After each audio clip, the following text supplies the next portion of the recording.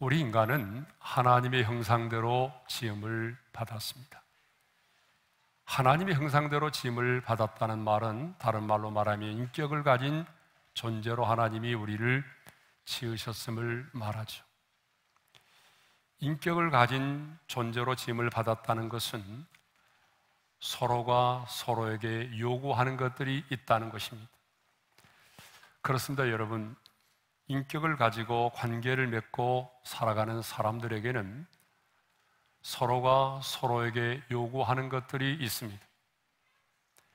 가정에서도 보게 되면 부모가 자녀에게 요구하는 것이 있고, 또한 자녀가 부모에게 요구하는 것이 있습니다. 남편이 아내에게 요구하는 것이 있고, 아내가 남편에게 요구하는 것들이 있습니다. 이렇게 모든 관계 속에는 서로에게 요구하는 것들이 있다는 것입니다. 나는 당신에게 요구할 게 하나도 없어, 이렇게 말하는 사람은 관계에 문제가 있는 사람입니다. 모든 관계 속에는 서로에게 요구하는 것들이 있습니다. 하나님과 우리와의 관계도 마찬가지죠. 하나님이 내게 요구하는 것이 있고, 하나님의 자녀된 우리가 하나님 아버지에게 요구하는 것이 있습니다. 그래서 우리는 기도하죠. 내가 요구하는 것들을 기도를 통해서 하나님께 아뢰기도 합니다. 그렇다면 하나님께서 우리에게 요구하는 것은 뭘까요? 오늘 본문은 하나님께서 하나님의 자녀된 우리에게 요구하는 것이 무엇인지에 대해서 말씀하고 있습니다. 우리 12절 상반절의 말씀을 함께 읽겠습니다. 다 같이요. 이스라엘아, 내 하나님 여호와께서 내게 요구하시는 것이 무엇이냐? 모세는 가나안의 입성을 앞두고 있는 이스라엘 백성들에게 하나님이 지금 그들에게 요구하는 것이 무엇인지에 대하여 말씀하고 있습니다. 그런데 여기서 우리가 중요한 것을 발견하게 됩니다. 하나님은 지금 이스라엘 백성들에게 명령을 하는 것이 아니라 요구를 하고 있다는 사실입니다. 그래서 하나님은 하나님과 이스라엘 백성들과의 관계에 있어서만큼은 명령을 하는 것이 아니라 요구를 하고 있다는 것입니다.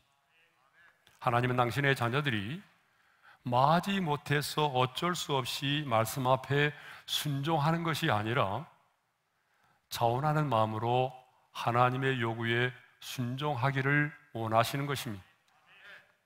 물론 영적인 전쟁은 요구가 아니라 명령에 의해서 이루어집니다.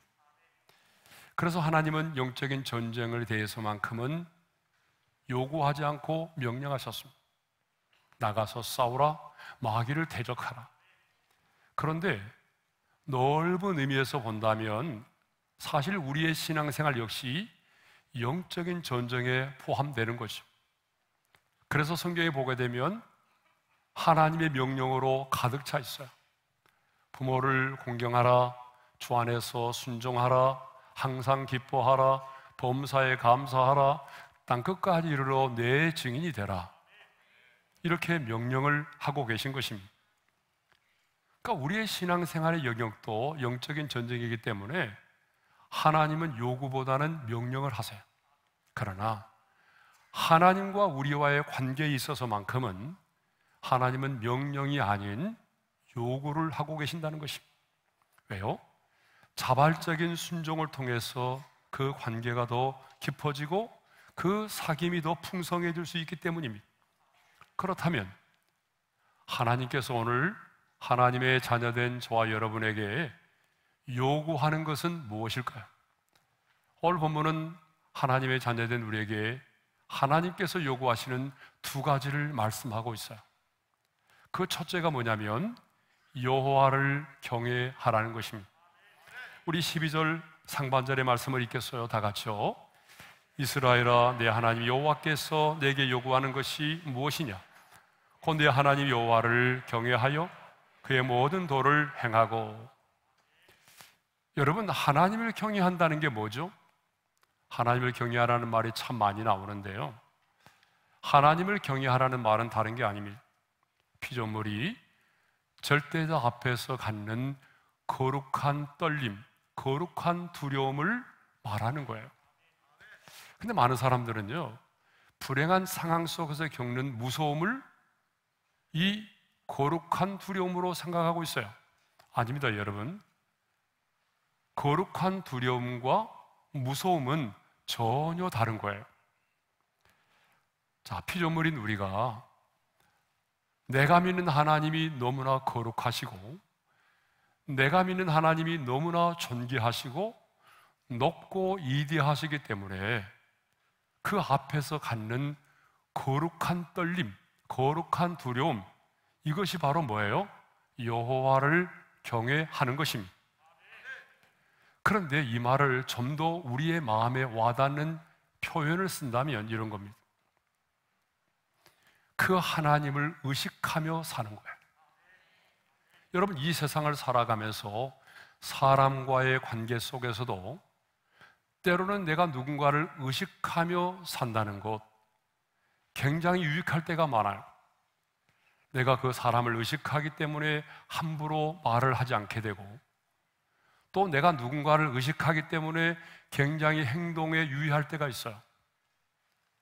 사람과의 관계 속에도 내가 누군가를 의식하게 되면 이렇게 말도 조심하게 되고 행동도 각별히 유의하여 생활할 때가 많이 있는 거죠.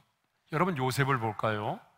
자, 요셉이 애굽의 종으로 팔려갔잖아요. 그런데 그 보디발의 아내가 요셉을 집요하게 유혹을 했어요. 어느 날 집에 있는 모든 사람들을 다 휴가 보내고 그 집안에 아무도 사람이 없게 만든 다음에, 그리고 그 요셉을 집요하게 유혹을 했어요. 요셉의 옷을 붙잡고 나중에는 요셉의 옷이 벗겨질 정도로 그렇게 유혹을 했단 말이죠. 그런데 요셉은 그 유혹을 이겨냈어요. 어떻게 유혹을 이겨냈을까요? 창세기 39장 9절의 말씀을 읽겠습니다. 다 같이요. 내가 어찌 이 큰 악을 행하여 하나님께 죄를 지으리까? 요셉은 눈에 보이지 않는 그 영이신 하나님을 의식했어요. 지금 내 눈에 보이지 않지만 그 하나님이 나와 함께 계시고 내 곁에 계신다. 그런데 그 하나님 앞에서 내가 어떻게 이 악을 행하여 죄를 지을 수 있단 말인가? 이것이 바로 여호와를 경외하는 신앙입니다. 이렇게 여호와를 경외하는 믿음을 가졌기 때문에 그 젊은 나이에 그 죄의 유혹을 이겨낼 수가 있었던 것입니다. 그러면 왜 여호와를 경외함이 지식의 근본이고 사람의 본분일까요? 아주 오래전에 장신대의 박상인 교수님이 우리 교회에 와서 특강을 하신 적이 있었는데, 그때에 이렇게 말씀하셨어요. 여호와를 경외하는 것이 지식의 근본이다, 이 말을 여경지근이다, 축약해서 여경지근이라고 말씀하시면서 여호와를 경외함이 지식의 근본이 되는 5가지 이유를 말씀하셨어요. 왜 여호와를 경외함이 지식의 근본이 되느냐? 여호와를 경외하는 자는요, 하나님의 권위를 인정한다는 거예요. 여러분, 여호와를 경외하는 자의 첫 번째 특징이 뭐냐 그러면 하나님의 권위를 인정합니다. 그리고 그 하나님의 권위를 인정하는 자는 하나님이 세우신 지도자의 권위를 인정하죠. 그래서 부모의 권위를 인정합니다. 부모의 권위를 인정하면서 자란 자녀는요, 학교에 가서도 다른 학생들은 몰라도 여호와를 경외하는 자는 선생님의 권위를 인정한다는 거예요. 선생님의 권위를 인정하는 학생은요, 다른 학생들에 비해서 학업의 성취가 효과가 있다는 거예요. 학업의 성취가 향상된다는 거예요. 이렇게 여호와를 경외하는 자는요, 권위를 인정하게 될 뿐만 아니라 경청을 배우게 된다는 거예요. 여러분, 여호와를 경외하는 자는 끊임없이 하나님이 내게 무슨 말씀을 하실까? 그 말씀에 귀를 기울이니까 여호와를 경외하는 자의 특징은 사람의 말도 잘 경청을 하게 된다는 거죠. 뿐만 아니라 여호와를 경외하는 자는 끊임없이 하나님을 묵상하니까 하나님의 성품을 닮아가게 되는 것입니다.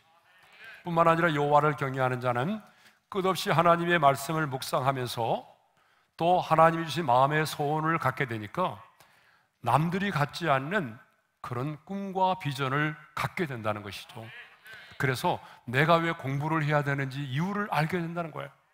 누구의 강요에 의해서가 아니라 하나님이 주신 꿈과 비전 때문에 더 열심히 공부를 하게 된다는 거죠. 또한 여호와를 경외하는 자는 새로운 통찰력을 갖게 된다는 거예요. 여러분, 통찰력이 뭘까요? 진정한 통찰력은요, 역사의 시작과 끝을 아는 거예요. 그런데 우리는, 여호와를 경외하는 사람은 역사의 시작을 알고 끝을 압니다. 이 세상의 역사가 어떻게 시작이 됐고 어떻게 마무리될지를 우리는 알잖아요.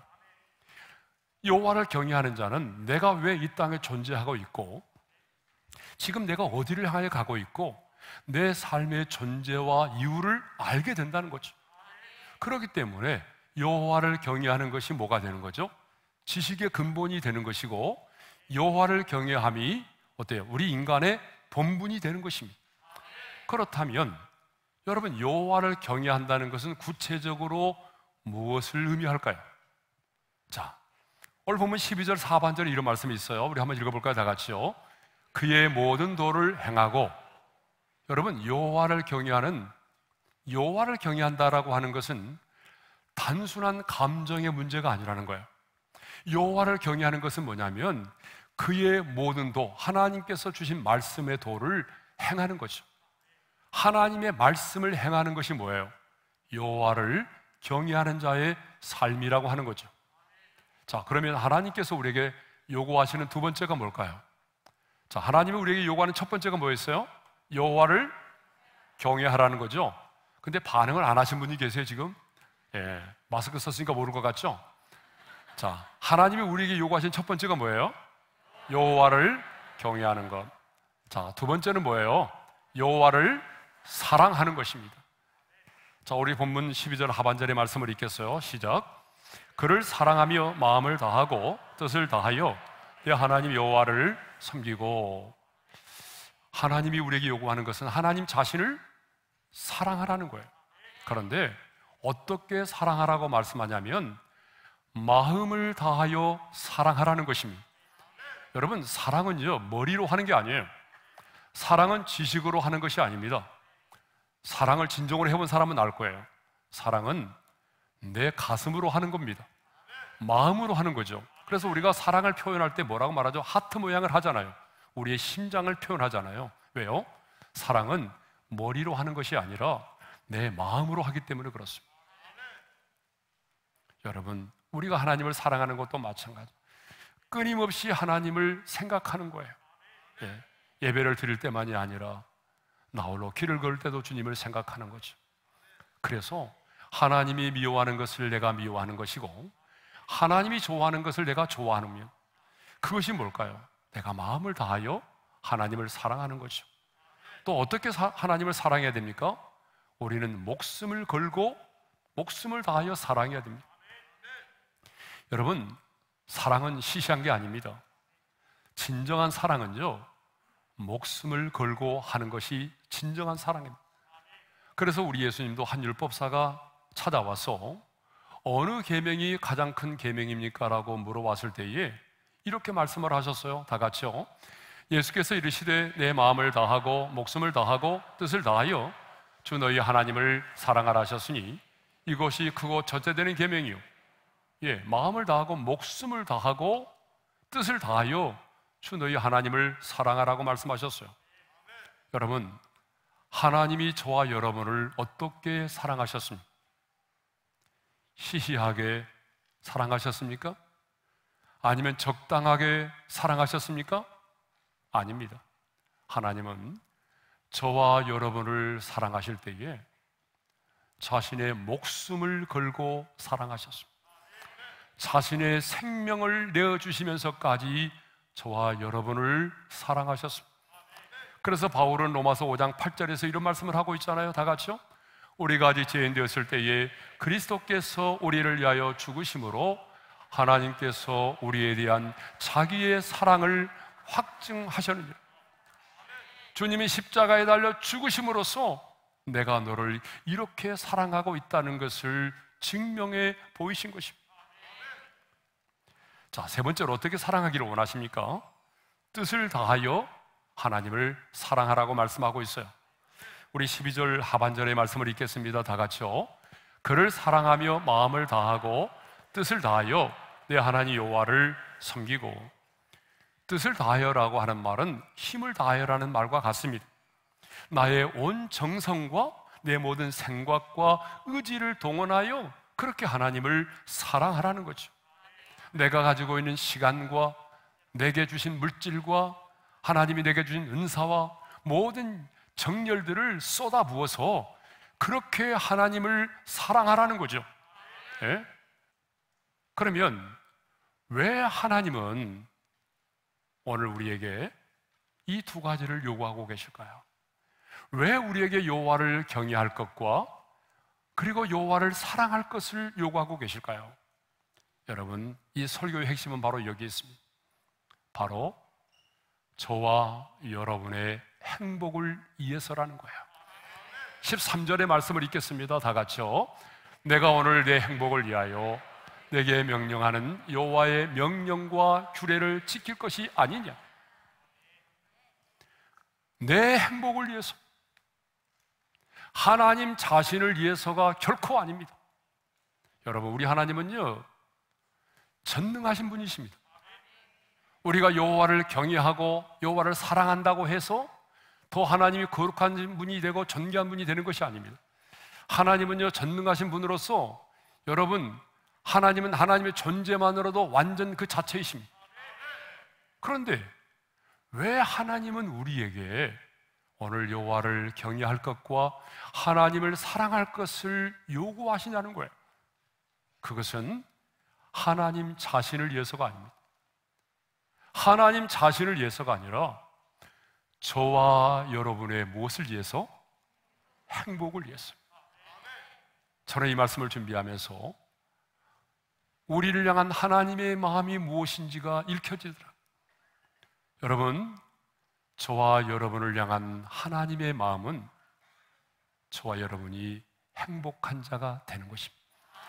행복한 자로 살아가는 것입니다. 여러분, 육신의 부모인 우리가 내 자녀들이 행복하기를 원하는 것처럼 하늘에 계신 우리 아빠, 아버지도 하나님의 자녀로 이 땅을 살아가는 저와 여러분들이 누구보다도 가장 행복한 자가 되기를 원하시고 행복한 자로 살아가기를 원하십니다. 이것이 저와 여러분을 향한 주님의 마음입니다. 그러면 행복이란 뭘까요? 이 땅을 살아가는 대부분의 사람들은 행복을 소유의 넉넉함에서 찾으려고 합니다. 남보다 많은 것을 가지고 있고 남보다 좋은 환경에서 살아가면 그것을 행복이라고 생각하는 분들이 너무나 많습니다. 그런데 여러분, 그것은 진정한 행복이 아닙니다. 오늘 우리 중에도 내가 남보다 더 많은 물질을 소유하고 더 좋은 환경 가운데 살아가면 아마 그것을 행복이라고 착각하고 있는 분들이 분명히 계실 거예요. 그런데 여러분, 절대로 그것은 행복이 아닙니다. 왜냐하면 그렇게 많은 물질을 가지고 있고 좋은 환경 속에서 인생을 살았던 사람들이 우리에게 증명하고 있지 않습니까? 그렇게 많은 물질을 가지고 있고 그 좋은 환경 속에서 살았던 수많은 사람들이 내가 그렇게 살아보니 그것은 행복이 아니다라고 말하고 있잖아요. 여러분, 얼마나 많은 사람들이 우리에게 그것을 증명하고 있습니까? 얼마나 많은 연예인들이, 얼마나 많은 재벌들이. 특별히 성경에 나오는 솔로몬을 보십시오. 솔로몬은요, 인류 역사에 그보다도 부귀영화를 누려본 사람은 이전에도 없었고 앞으로도 없을 거예요. 그 엄청난 부귀와 영화를 누리며 살았던 솔로몬이 인생의 마지막에 뭐라고 말합니까? 이렇게 말하죠. 모든 것이 헛되고 헛되니 헛되도다라고 말하죠. 그 엄청난 부귀와 영화를 누렸던 솔로몬의 마지막 말이 뭐예요? 살아보니 그 모든 것들은 헛되고 헛되니 헛되다라고 하는 거죠. 또 어떤 사람들은요, 이렇게 말하죠. 굉장히 공감할 수 있는 말이에요. 행복은 마음먹기에 달려있는 거예요. 여러분, 인문학 강의하신 분들 보면 이런 분들이 많아요. 행복은 마음먹기에 달려있다는 거예요. 오늘 내가 누군가를 만났을 때 환하게 웃어줄 수 있고, 내가 누군가를 사랑하고 있고, 또 내가 오늘 또 감사하며 살아간다면 그것이 행복이라고 말해요. 예. 그런데 맞는 말 같지만 진정한 행복이 아닙니다. 여러분, 왜 그럴까요? 마음먹기에 달려있는 행복은 여러분, 우리 마음에 따라서 변질될 수 있어요. 우리의 마음은요, 수시로 변합니다. 여러분, 우리 마음은 수시로 변하는 거 아니에요? 예? 그러면 내 마음이 변한다고 한다면 내 마음이 변하는 순간에 행복도 사라지고 말아요.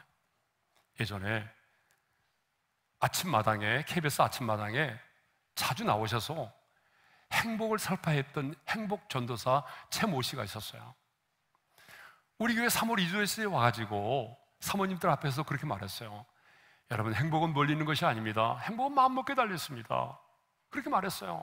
그런데 그분이 자신의 인생의 고통을 이겨내지 못하고 스스로 목숨을 끊었어요. 여러분, 행복은 마음먹기에 달려있는 것이 아닙니다.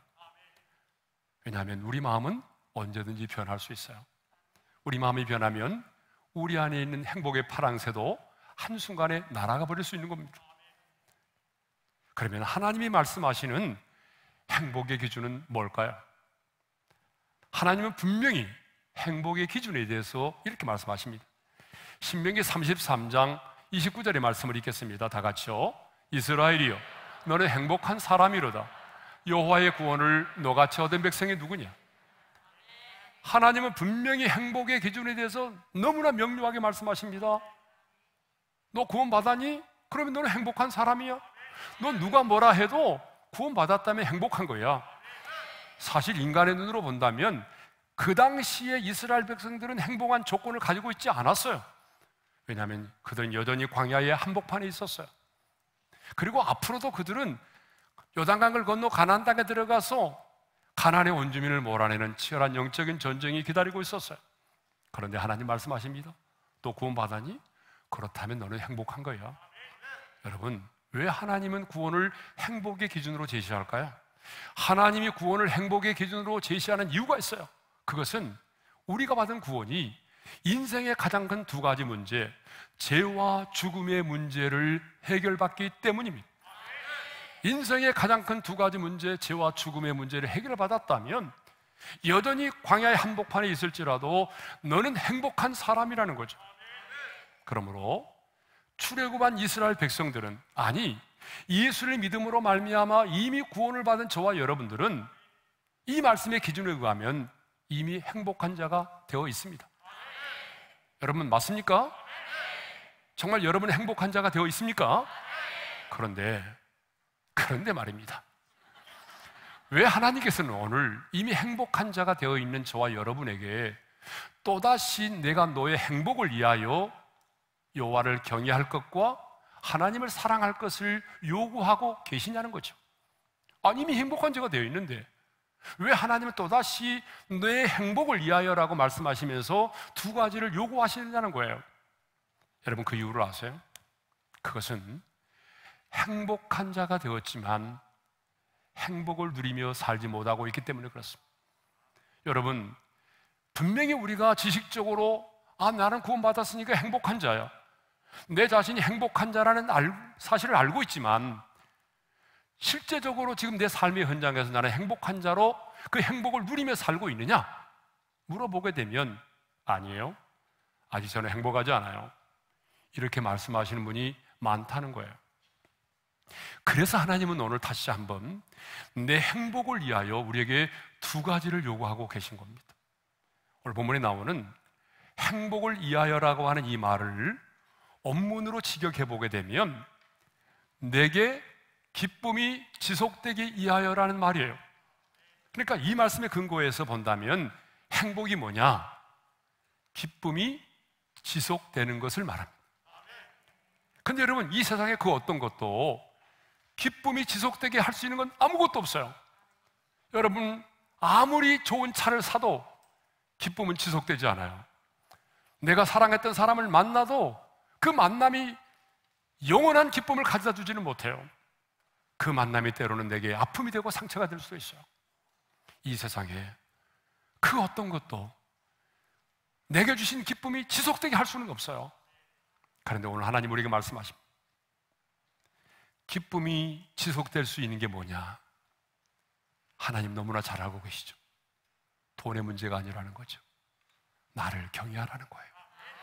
하나님을 의식하면서 거룩한 떨림을 가지고 하나님이 미워하는 거 미워하고 하나님이 좋아하는 거 좋아하며 살라는 거예요. 그리고 하나님 자신을 사랑하라는 거예요. 어떻게? 마음을 다하고 네 목숨을 걸고 뜻을 다하여 나를 사랑하면, 그래서 하나님의 말씀을 순종하여 나가면 너는 지속되는 기쁨을 누리며 살 수 있다는 거예요. 항상 기뻐하며 살 수 있다는 거예요. 내가 처해 있는 상황과 환경을 뛰어넘어서, 내 느낌과 감정을 뛰어넘어서 어떤 상황 가운데 있을지라도 나는 행복한 자로 살아갈 수 있다는 거죠. 기쁨이 충만한 자로 살아갈 수 있다는 거죠. 이것을 보여주는 사람이 성경에 참 많이 나와요. 대표적인 사람이 누구냐면 사도 바울입니다. 사도 바울은 감옥에서 이런 편지를 쓰고 있어요. 다 같이요. 주 안에서 항상 기뻐하라. 내가 다시 말하노니 기뻐하라. 그 다음 구절을 읽겠습니다. 내가 주 안에서 크게 기뻐함은, 여러분 이게 어디에서 쓴 편지예요? 감옥입니다. 인격이 없는 감옥, 언제 죽을지 모르는, 언제 사형 선고를 언도받을 줄 모르는 그 상황 속에 있는 사도 바울이 감옥에서 지금 이렇게 기쁨을 이겨내지 못하고 있는 거죠. 여러분 왜 그랬을까요? 그는 여호와를 경외하는 믿음을 가지고 있었고, 마음을 다하고 목숨을 걸고 뜻을 다하여 주 하나님을 사랑하고 있었기 때문에 감옥이라는 상황과 환경을 뛰어넘어서, 자신의 느낌과 감정의 벽을 뛰어넘어서 지금 행복한 자로 살아가고 있었기 때문이죠. 그의 마음속에는 누구도 끊어버릴 수 없는 주님 안의 기쁨이 넘쳐나고 있었기 때문입니다. 하나님은 저와 여러분을 너무나 잘 아십니다. 하나님의 형상대로 지음받은 우리 인간은, 하나님의 형상대로 지음받은 저와 여러분은 세상의 그 어떤 것으로도 행복해질 수가 없습니다. 여호와를 경외하고 그리고 여호와를 사랑할 때에 우리는 지속되는 기쁨을 가지고 가장 행복한 자로 살아갈 수가 있습니다. 하나님 우리에게 원하는 것은 가진 것이 없어도, 여전히 고통의 아픔 속에 있어도 주님 때문에 행복한 자로 살아가는 것입니다. 33년째 제가 목회하고 있는데, 목회하면서 가장 성도들에게 듣고 싶은 말은 다른 것이 아닙니다. 목사님, 저는 우리 주님 때문에 너무 행복해요. 여전히 아픔이 있고 여전히 고통이 있지만 그럼에도 불구하고 저는 우리 주님 때문에 너무나 행복해요. 이 말은 진솔한 고백입니다. 저는 우리 올인의 모든 성도들이 매일의 삶 속에서 저는 주님 때문에 너무 행복해요 라는 고백을 드리면서 기쁨이 지속되는 삶을 살아갈 수 있기를 소망합니다.